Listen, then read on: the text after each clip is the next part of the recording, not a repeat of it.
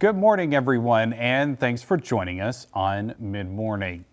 County supervisors in Mississippi make decisions each day that impact your daily life more than any national politician and most state lawmakers. Joining me today to talk about that is Lowndes County Board of Supervisors President Tripp Harston.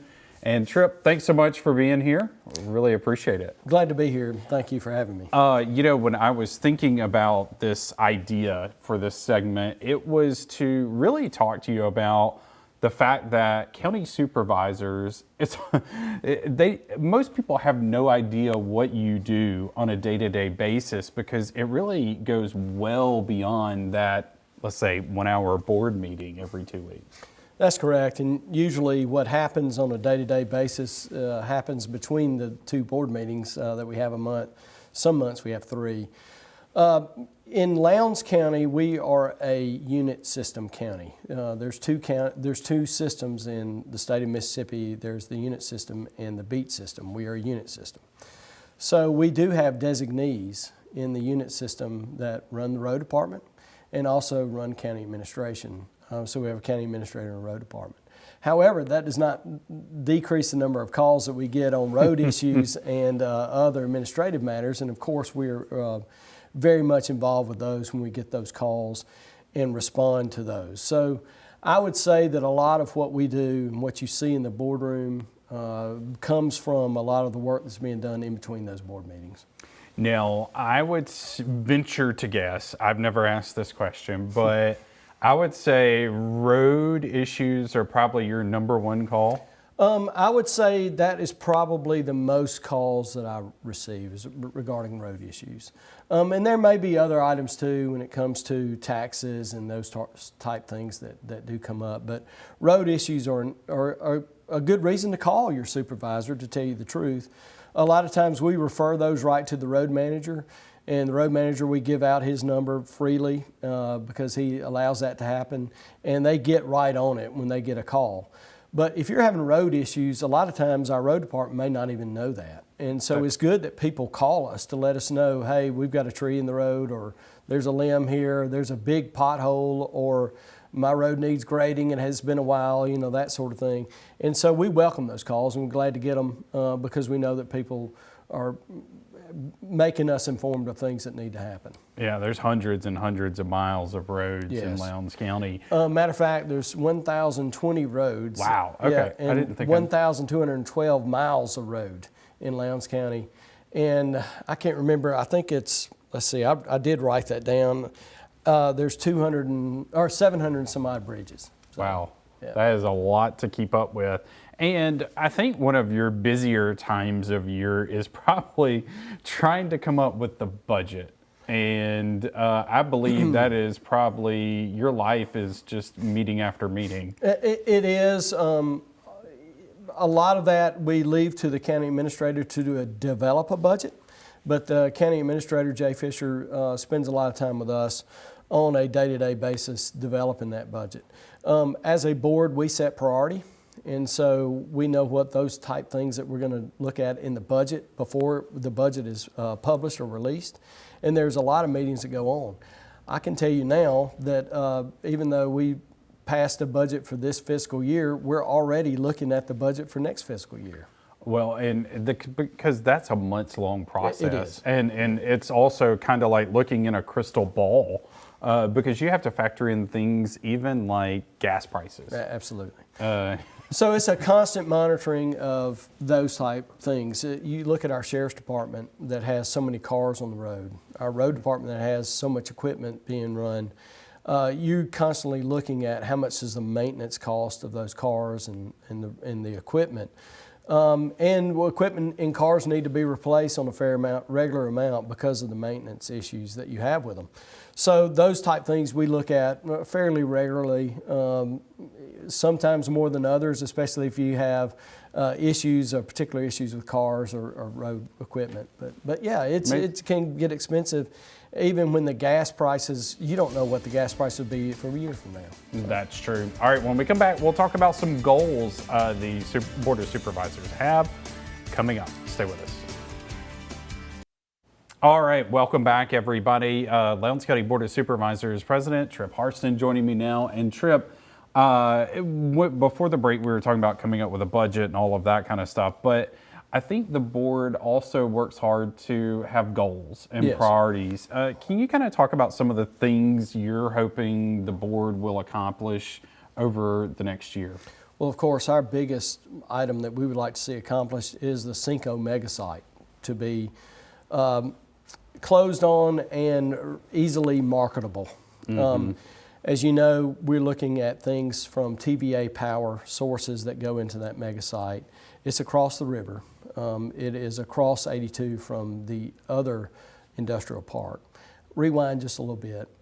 About when ADI came in and started the steel mill, they have a campus there. And once they acquired all that property for the aluminum mill and the campus that they're developing, all of a sudden we looked up and we don't have any marketable industrial sites. So for Lowndes County to continue to grow industrially, we have to have another site. So Joe Max and the folks at the Link have done a really good job of selecting a site, and we are now looking at closing on that property in March and then moving on from there to develop the new industrial site. That is always huge to have land-ready sites ready to go. Absolutely. And the addition of American Airlines to GTRA, always a big addition to economic development. So after that, on the mega sure. site, let's just for a minute. Sure. You have to have 1,000 acres of marketable site. It has to have infrastructure like Highway 82 that runs near there for easy access to rail, which we can have rail, and water and sewer. So those are the type things we'll see development of water and sewer as we move along. But the TVA mega site is a big industrial site and good for business. And I think Lowndes County's new industrial site with the Cinco mega site will be the most marketable site in the state as soon as we close on the property in March. Fantastic. Yeah. Okay. Well, also, I know the Recreation Department, real quick, is planning on kind of looking at a long-term study, feasibility study, to kind of where they're headed. Talk about that briefly. We decided to go in with the city, and we have a joint grant to look at recreation in the city and in the county. As you know, they're two separate recs departments. So we want to know what we do well, what they do well, what areas that we can coincide and work together on, and what areas do we need to develop individually, each of those. So I look forward to having those findings, and then we can move forward from there to provide better recreation for the citizens of Lowndes County and the city, for that matter. Absolutely. All right. Fantastic information. Thank you so much for joining us. Thank you. And we really appreciate it. Always good to hear from our leaders. Keely Shields coming up next with a few financial tips. Stay with us. I'm here with Mr. Scott Ferguson, and he's going to help us get on track with our finances in the new year. Mr. Scott, thank you so much for joining me. Hey, thank you guys for having me today. Looking forward to it. Okay, so, new year, new me is how a lot of people are feeling. And a big thing I have seen is finances. So my question is, where do you start with your finances or even a financial goal? Yeah, absolutely. I mean, it could be daunting, right? Because money is a taboo subject. We don't like to talk about it, at least openly. It's not discussed a lot in families. And so we don't know where to start. We don't know how to begin. You got to start somewhere. So start exactly where you are. If you don't have a budget, now is the perfect time to create a budget. Figure out how much is going in each month compared to how much is going out. And what are those dollars that are going out? Where is it actually going? All right, we've got money that's going out, but we don't always know where it's going, right? We've got credit cards, we've got subscriptions. Really pay attention to where all those dollars are going, because that's where you can find extra dollars in your budget that could actually be put towards other things and not make you feel so strained at the end of each and every month. And so one thing I feel like people feel a little daunting whenever you hear budget, because they think I can't spend my money on the stuff I want to. So would you say like you really do need to prioritize certain things in your budget? Absolutely. I mean, and I get that. Budget is a scary word because we think it's got to be really complicated. I like the dumbest down version of a budget you can find, right? I mean, it's Exactly. truly what dollars do I have coming in and what dollars do I have going out? Now, I am going to prioritize certain things that have got, some credit card debt that's got a high interest rate. I am going to want to put extra money towards that to make that go away. Because if I don't, it's just going to continue to be there and I'm going to be paying the same credit card bill for 10 years versus I could have gotten taken care of in 6 or 7 months, right? So I do want to take care of things like that. But in that budget, it cannot be so scary and not be such a mean thing if you actually budget in some money towards fun things, right? So have a column in there that is for the fun, for going out to eat or going to movies with friends or going shopping. Budget yourself some dollars towards that so you're not feeling like you're cheating or breaking your budget when you go do those things because we only get one life to live and we've got to live it and we've got to enjoy it, but we have to balance everything out. So putting a line item in there for fun and living life, I'm absolutely all for that. Okay, so this is kind of a personal thing for me. Whenever I have cash, to me, cash doesn't count like money. I know that sounds funny, but at least with my credit card or my debit card, I can track everything. So I guess what would be a recommendation for maybe someone else who sees cash as like this free money? I get that. That's kind of been one of those TikTok trends, right? Where it's all the different types of math that are out there, Yes, right? The girl girl math, boy math. math, all those kind of things, right? We still want to consider that cash as money in that budget, right? And I get it. It is a little bit harder to track it, but I also think, at least for me and for a lot of folks, it's harder to spend cash money than it is to use a credit card. So I would actually encourage someone who's trying to stick to a budget to use more cash than I would swiping that card.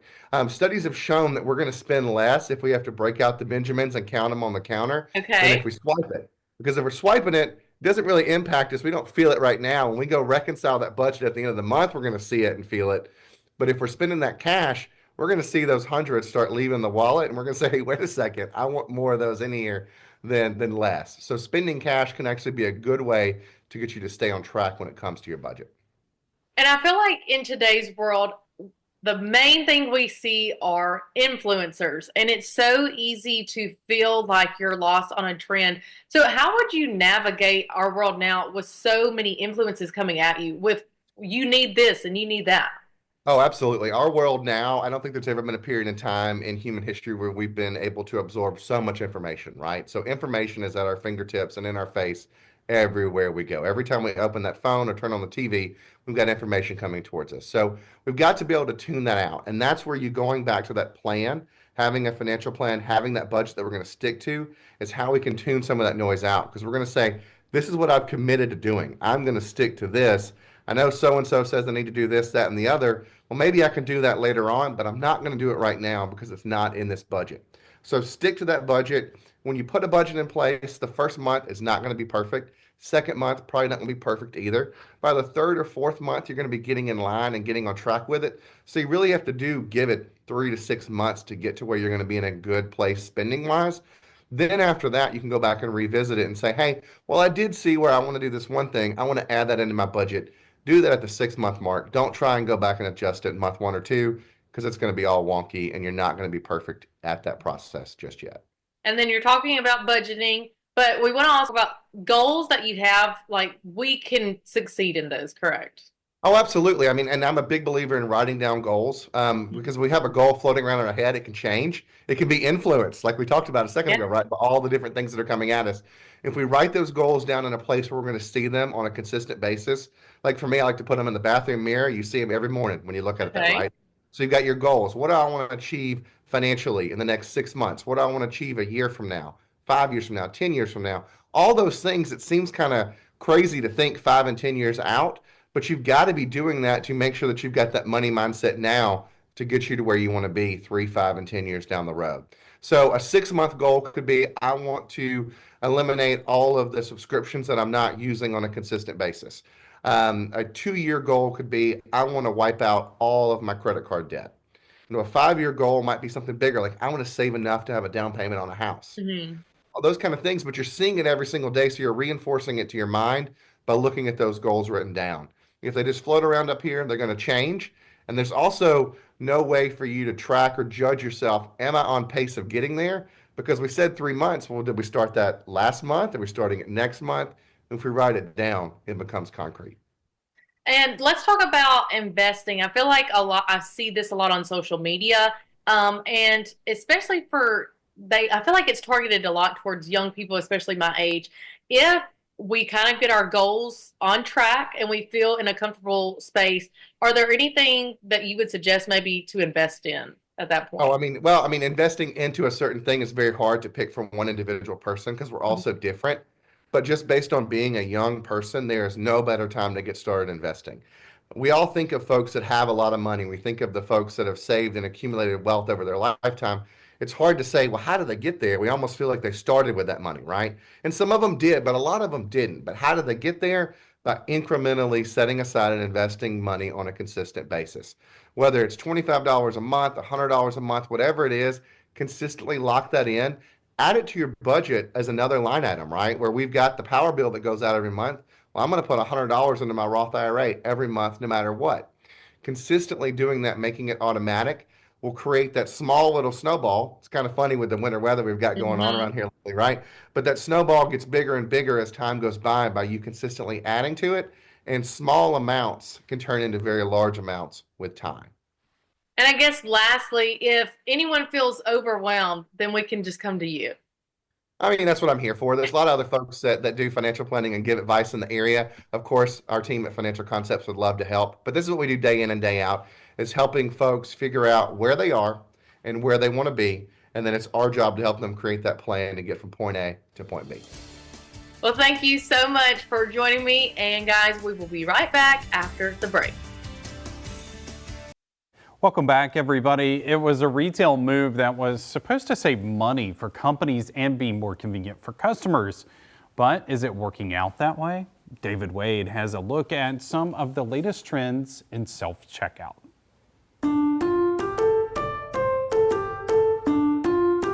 It's a retail riddle. What's convenient but also a pain? Help is on the way. Where you pay $99. to work. It's self-checkout, and you love it. It's quicker, 100% quicker. And you loathe it. What do you think of self-checkout overall? I think it sucks. Rebecca Hall uses it begrudgingly. 9 times out of 10, an item isn't going to scan right. If you have a greeting card, the weight is all off, so they have to call somebody over. For stores, it's supposed to be a cost saver. For customers, a time saver. But we may have hit a crossroads where suddenly retailers aren't saving as much money. And shoppers like Martha say there are constant errors. And the experience is just... Now some big retailers are scaling back. Target told me, quote, "We're rolling out express self-checkout with limits at 10 items and opening more traditional lanes." Walmart saying it will improve the in-store experience and give our associates the chance to provide more personalized and efficient service. I shopped at both stores over the past several days. At Target's express checkout, there was a long line. All these people, all waiting for self-checkout. With just 1 or 2 traditional lanes. Same thing at Walmart. 2 checkout lanes that have people working. And then this is the line for self-checkout. One of the big motivators for tweaking things is theft. Stores are losing a lot of money as shoppers scan one item and then skip another. And people aren't shy about admitting they'll help themselves at self-checkout. 15% of consumers admitted they purposely steal when ringing up their own items. And 44% of those people say they'll do it again. This is why we can't have nice things, right? Lauren Beadelspacher is a professor at Babson College. She's an expert in retail and consumer behaviors. It's not popular because people like it. During the pandemic, she says people didn't want to buy stuff face-to-face, and stores were having a hard time with staffing.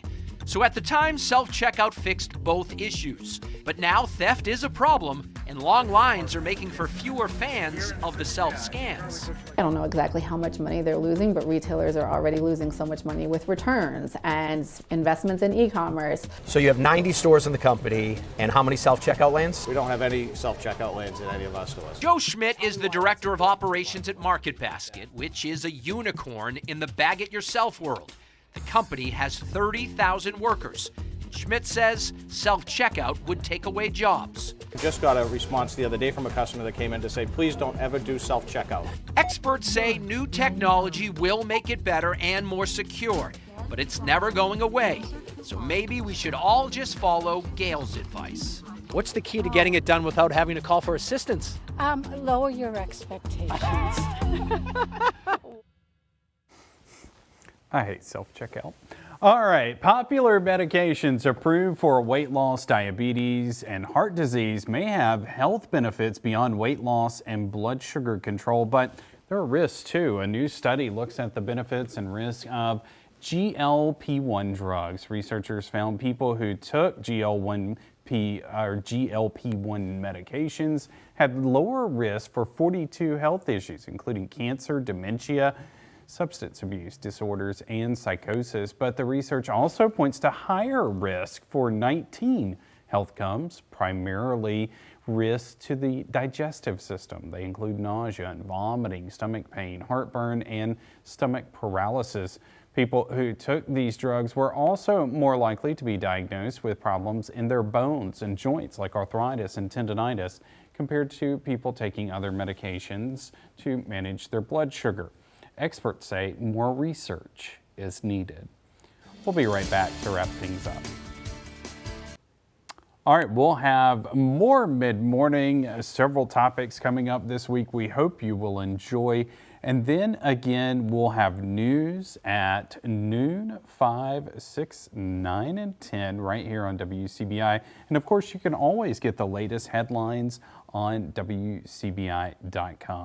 We appreciate you joining us here on Mid-Morning this morning. Have a great day.